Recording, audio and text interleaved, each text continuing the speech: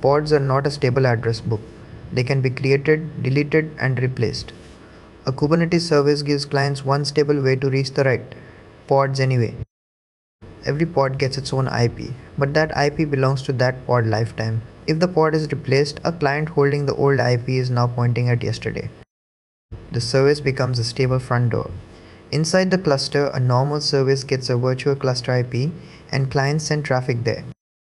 Most services use a selector. The selector matches labels on pods, for example app equals AP, and those matching pods become the backends. This is why labels matter.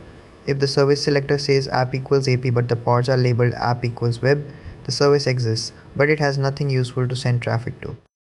Behind the scenes, Kubernetes tracks the selected backend addresses in endpoint slices. When pods come and go, the endpoint slices change with them. On nodes, Kubernetes networking uses those service and endpoint records to steer traffic from the stable service address to one of the current pod endpoints.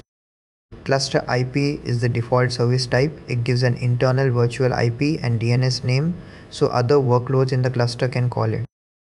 NodePort builds on ClusterIP. It opens a port on each node, and traffic to that node port can be forwarded to the service backends. LoadBalancer builds on the service model too.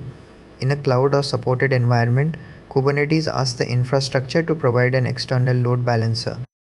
A service also gets a DNS name. A pod can call API or a fuller name like api.default.svc.cluster.local instead of hard-coding an IP. In service YAML, port is what clients call on the service. Target port is where the container listens. Node port exists only when you expose a node port or load balancer path. A simple service manifest names the service, declares a selector, and maps the service port to the container port. After applying it, kubectl get service shows the service type, cluster IP, ports, and age. That is the stable object clients should use. If the service exists but traffic fails, do not stare only at the service.